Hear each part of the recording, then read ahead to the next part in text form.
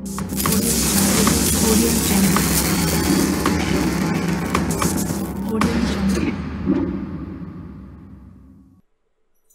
আলাইকুম বন্ধুরা, স্বাগত আপনাদের নাহিদ টেক টিপস ইউটিউব চ্যানেলে।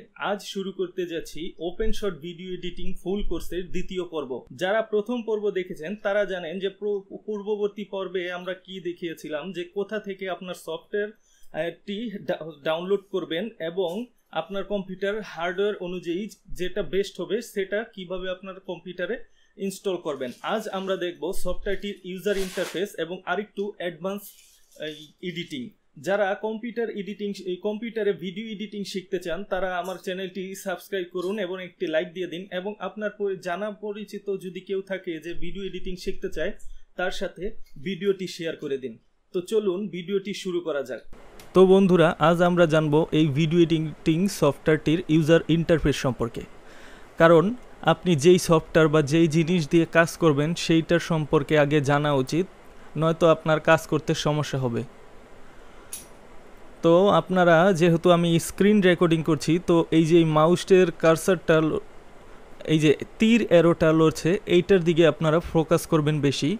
আর যদি সম্ভব হয় মোবাইলে না দেখে বড় কোনো ডিসপ্লেতে, যেমন ধরেন টিভি, আপনার কম্পিউটার, ল্যাপটপ, এইগুলোতে থাকলে ভালো হয়। আজকাল টিভিতেও অ্যান্ড্রয়েড সাপোর্ট আছে, তো আমার চ্যানেলটি সার্চ করে আপনারা ওয়াইফাই কানেক্টেড টিভিতেও দেখতে পারেন, তাহলে বড় স্ক্রিনে আপনারা ভালোভাবে বুঝবেন কাজটা। তো আমরা বাম দিকের সর্ব উপরে যেখানে আছে ফাইল থেকে হেল্প পর্যন্ত বিভিন্ন ধরনের মেনু, এটাকে বলে মেনু বার। মেনু বারের ঠিক নিচেই আছে টুলবার, বিভিন্ন ধরনের টুল এই জায়গায় আছে, এটাকে টুলবার বলে। এবং এরপরেই আছে প্রজেক্ট ফাইল। এইখানে আমরা অডিও, ভিডিও, তারপরে আমাদের ভিডিওর ভিতরে যদি কোনো পিকচার বা ইমেজ অ্যাড করার দরকার লাগে, কোনো সাউন্ড, সব কিছু আমরা এখানে ইনপুট করব।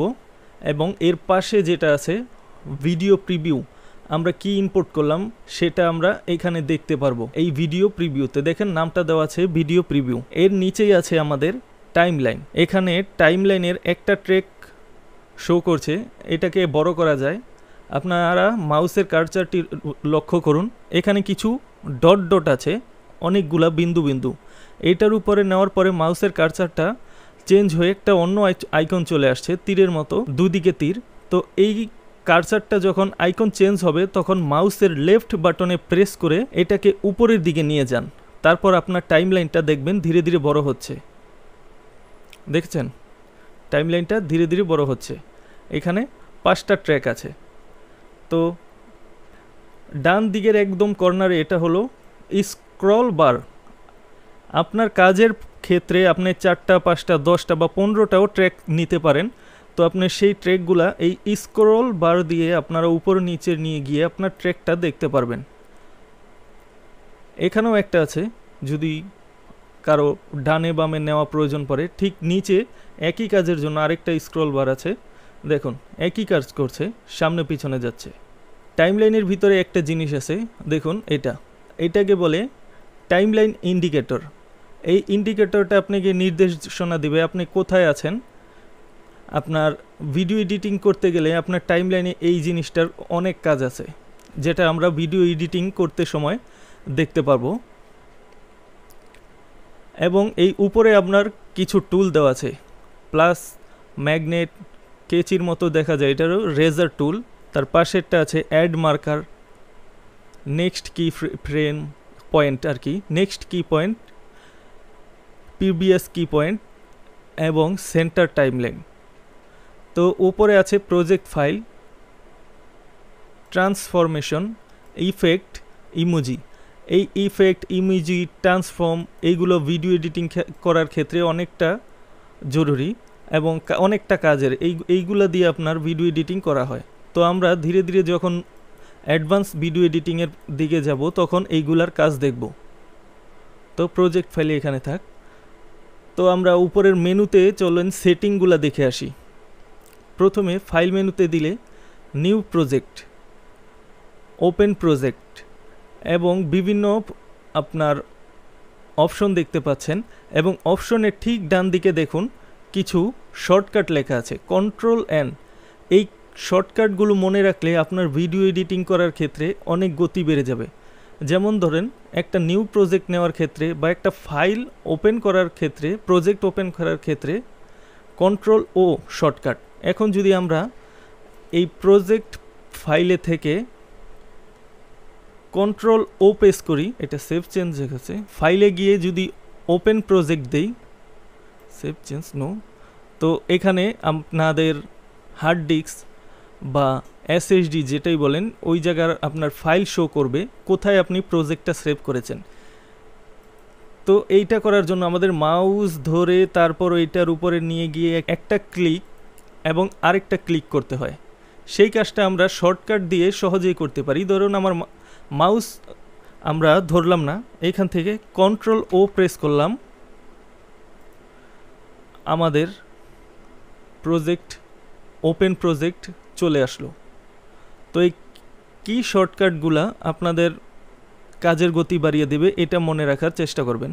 তো মোটামুটি সবাই কিন্তু আমরা জানি ওপেন, সেভ এই সম্পর্কে। এখন এই জায়গায় আরেকটা আছে ইম্পোর্ট ফাইল। ভিডিও এডিটিং করার ক্ষেত্রে আমাদের বিভিন্ন ফাইল এই প্রজেক্ট ফাইলে নিয়ে আসতে হবে, বিভিন্ন প্রজেক্ট। তো ওইটা করার জন্য আমরা ইম্পোর্ট করতে পারি বা shortcut key control F press করতে পারি, বা এই প্রজেক্ট ফাইলে এই যে ব্ল্যাঙ্ক জায়গাটা আছে এখানে রাইট ক্লিক করে ইম্পোর্ট ফাইলেও করতে পারি। তিনটা ভাবে দুইটা ভাবে একটা কাজ করা যায়। যেই ভাবে আপনার কাছে সহজ মনে হয় ওই পদ্ধতিটাই আপনি সবসময় অবলম্বন করবেন। তারপর শেষের দিকে আছে এক্সপোর্ট প্রজেক্ট। যখন আপনার ভিডিও এডিটিং সম্পূর্ণ শেষ হয়ে যাবে, সেভ করলে কিন্তু সেভ হবে না, ওইটা আপনার প্রজেক্ট হিসাবে পড়ে থাকে, ওইটা ভিডিও হিসাবে প্লে করা যায় না। আমি যখন প্রথম সফটওয়্যারের কাজ শিখেছি আমি ভাবতাম ফটোর মতো ভিডিও এডিট করে সেভ দিলেই আমি ভিডিওটা দেখতে পারবো, কিন্তু দেখতে পেতাম না। এটা নিয়ে অনেকটা মজার স্টোরি আছে। তো পরবর্তী যখন বুঝতে পারলাম যে আপনার ভিডিও এডিটিং করার পরে ভিডিওটা দেখতে চাইলে সম্পূর্ণ কাজটা আপনার এক্সপোর্ট করলে ভিডিও ফাইলটা পাওয়া যাবে। তো আমরা এক্সপোর্ট পরবর্তীতে দেখব। এখন আমরা যাব এডিটের প্রিফারেন্সে, কারণ সফটওয়্যারের সেটিং সম্পর্কেও আমাদের জানা দরকার। প্রিফারেন্সে আসার পর জেনারেলে আছে আপনার ল্যাঙ্গুয়েজ। এখানে আমি ডিফল্ট দিয়ে রেখেছি, আপনি বিভিন্ন ভাষা আছে এই জায়গা থেকে যে কোনো একটা ব্যবহার করতে পারেন। বাংলা আসছে, যারা বাংলা পছন্দ করেন তারা বাংলা দিয়ে নেবেন, হিন্দি, অসমিয়া, তো বাই ডিফল্ট থাক। এবং এখানে আছে ডিফল্ট থিম আমি ডার্ক সিলেক্ট করেছি কারণ ডার্ক থিম আমার কাছে ভালো লাগে। তারপরে আছে image length, volume, Blender command path. এখানে ব্লেন্ডার কমান্ড পাথ আছে, ব্লেন্ডার একটি আলাদা সফটওয়্যার এবং অ্যাডভান্স টাইটেল এডিটর হিসেবে ইনস্কেপ দেওয়া আছে। এই দুইটা সফটওয়্যার আপনার কম্পিউটারে ইনস্টল থাকলে এই ভিডিও এডিটিং সফটওয়্যারের সাথে অ্যাডজাস্ট করে আপনি বিভিন্ন কাজ করতে পারবেন, সেটা আমরা পরবর্তীতে জানব। তারপরে আছে প্রিভিউ ট্যাব। এখানে আছে আপনি যখন এই OpenShot ভিডিও এডিটিং সফটওয়্যারটা ওপেন করবেন, বাই ডিফল্টভাবে এটা HD 720 প্যারড 30 ফ্রেম পার সেকেন্ডে একটি প্রজেক্ট তৈরি করে রাখবে। তো আপনি যদি চান যে না আপনি অন্য কোনো প্রোফাইল সিলেক্ট করবেন, যেমন আমি ফুল এইচডিতে ভিডিও এডিটিং করি, তো সেটা করার জন্য আপনার ফুল এইচডি অপশনগুলা আমরা সিলেক্ট করব। যেমন 1080p বিভিন্ন আছে, 1080p 50 ফ্রেম পার সেকেন্ড, 30, 25, 40। আপনার কাছে আপনি যেটা নিয়ে কাজ করেন সেইটা যদি এখান থেকে সিলেক্ট করে রাখেন, পরবর্তীতে যখন আপনি সফটওয়্যারটি ওপেন করবেন সেই প্রোফাইলটি আপনার অটোমেটিক সেট হয়ে যাবে। এখানে আপনি 4K ভিডিও পর্যন্ত এডিট করতে পারবেন এই সফটওয়্যারটি দিয়ে। দেখুন 4K UHD কত ফ্রেম বাই ফ্রেম দেওয়া আছে, আপনার ধরন পছন্দ এবং চাহিদা অনুযায়ী এখানে সেট করে নেবেন। তো আমি আপাতত বাই ডিফল্ট রাখছি। এখানে অটো সেভ একটা ট্যাব আছে, এখান থেকে আপনি এটা আনেবল করে দিবেন। এবং অটো সেভ ইন্টারভেল মানে কত মিনিট পর পর আপনার প্রজেক্টটা অটো সেভ হয়ে যাবে। অনেক সময় দেখা যায় আমরা ইউপিএস ব্যবহার করি না, কিন্তু যখন কাজ করতে থাকি কখন কারেন্ট চলে যায় সেই সম্পর্কে আমাদের জানা থাকে না। তো অটো সেভ দেওয়া থাকলে আপনি যখন কাজ করতে থাকবেন সফটওয়্যারটি আপনার প্রজেক্ট অটোভাবে সেভ করে নেবে, যাতে আপনার কাজটা আবার প্রথম থেকে শুরু করতে না হয় যদি কারেন্ট চলে যায় বা কম্পিউটারটা অফ হয়ে যায় বা সফটওয়্যার থেকে আপনি বের হয়ে যান। পরবর্তীতে আছে ক্যাশ। এই ট্যাবটা আমরা আপাতত না দেখি প্রিফারেন্স। এখানে আছে হার্ডওয়্যার ডিকোড মোড। আপনার হার্ডওয়্যার ডিকোড গ্রাফিক্স কার্ড, আপনার যদি গ্রাফিক্স কার্ড থাকে এএমডি, ইন্টেল, আপনার এএমডি এনভিডিয়া, তো এখান থেকে আপনারা সেটাকে সিলেক্ট করে দিতে পারবেন। আমার যেহেতু গ্রাফিক্স কার্ড নিয়ে আমি ইন্টেলের ইউএসডি গ্রাফিক্স ব্যবহার করছি, তাই এখানে আপনার আলাদা গ্রাফিক্স কার্ড শো করছে না। তারপরে আছে আপনার কিবোর্ড। এই কিবোর্ডটা হলো আপনার শর্টকাট দেওয়া আছে, কোম্পানি কিছু বাই ডিফল্ট শর্টকাট কি দিয়ে রেখেছে, আপনি যদি চান চেঞ্জ করতে সেগুলো এখানে ক্লিক করে আপনার মন মতো আপনি শর্টকাট কি দিয়ে রাখতে পারবেন। ধরেন CTRL-C দিলে কপি, আপনি CTRL-N-U বিভিন্ন কিছু দিয়ে দিতে পারেন। এই সফটওয়্যারটিতে কাজ করতে গেলে যতগুলো শর্টকাট কি দরকার সব এখানে কোম্পানি দিয়ে রেখেছে, আপনার পছন্দ অনুযায়ী আপনি চেঞ্জও করতে পারবেন। তো আমার চেঞ্জ করার দরকার নেই, আমি এটা এইভাবেই রেখে দিব। তো টাইমলাইনের দিকে দেখি, যদি আমাদের বেশি, এখানে 5টা ট্র্যাক দেওয়া আছে, যদি আপনার মনে করেন 2টা বা 3টা ট্র্যাক এই কাজ হয়ে যাবে, তো আপনি এই জায়গার বাড়তি ট্র্যাকগুলো ডিলিট করতে পারবেন। সেজন্য আপনাকে রাইট ক্লিক করে এইখানে না, এই কালো জায়গাটার উপরে ট্র্যাক 5 ধরেন এটার নিচে এনে রাইট ক্লিক করবেন এবং রিমুভ ট্র্যাক দিয়ে দিলে দেখুন এখানে প্রথমে ছিল 5টা, এখন 4টা হয়ে গেছে, একটা ট্র্যাক ডিলিট হয়ে গেল। এবং আপনার কাজের অনুযায়ী যদি ট্র্যাকের নাম চেঞ্জ করতে যান সেটাও করতে পারবেন। এখানে রাইট ক্লিক করে রিনেম ট্র্যাক দিয়ে দিতে পারেন।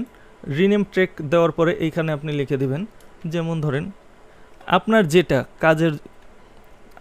যেটা কাজের ক্ষেত্রে যেই নামটা দেওয়া আপনার প্রয়োজন সেটা দেবেন। আমি আপাতত ভিডিও লিখে দেই,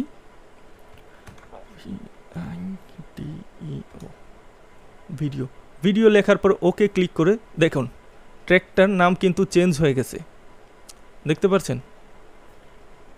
এভাবে আপনি প্রত্যেকটা ট্র্যাকের নাম চেঞ্জ করতে পারবেন। ধরেন এই ট্র্যাকে আমরা বিভিন্ন ধরনের ইমেজ রাখবো ভিডিওতে অ্যাড করার জন্য, তো লিখব ইমেজ, IMAGE ইমেজ লিখে ওকে করলাম, দেখুন ইমেজ লেখা হয়ে গেছে। পরবর্তীতে ধরেন আমি এই ট্র্যাকে ভিডিও ফাইল রাখলাম, এখানে ইমেজ, এখানে অডিও, এখানে অন্য কিছু টাইটেল লেখা। আপনার কাজের ক্ষেত্রে যদি আপনি এভাবে গুছিয়ে রেখে কাজ করেন, আপনার কাজের ক্ষেত্রে অনেকটা হেল্পফুল হবে এবং এই যে বড় কোনো প্রজেক্টে কাজ করতে গেলে মাথা উলে যাবে না। তো যেহেতু আমি ভিডিওটি পার্ট বাই পার্ট দেখাচ্ছি, এক পর্বেই বেশি সময় বা বেশি বড় করলে ভিডিওটি অনেকেরই দেখতে একঘেয়েমি লাগবে, তাই আজকে এখানেই শেষ করছি। পরবর্তী পর্বে আমরা দেখব কিভাবে আপনি আপনার বিভিন্ন ভিডিও, অডিও এবং ইমেজ ফাইল অ্যাড করবেন এবং কিভাবে সেগুলা এডিট করবেন। আজ তাহলে এ পর্যন্তই বন্ধুরা, পরবর্তীতে আমরা আরো অ্যাডভান্স ধরনের টেকনিক শিখব, এই সফটওয়্যারটির আরো অ্যাডভান্স বিষয় শিখব। সেই পর্যন্ত ভালো থাকুন এবং আমার চ্যানেলটি সাবস্ক্রাইব করে পাশে থাকুন। আপনাদের একটি লাইক, একটি সাবস্ক্রাইব আমাদের কাজ করার জন্য আরো উৎসাহিত করে। তো আমাদের উৎসাহ বাড়ানোর জন্য একটি সাবস্ক্রাইব অন্তত আপনারা করে দিন। আসসালামু আলাইকুম।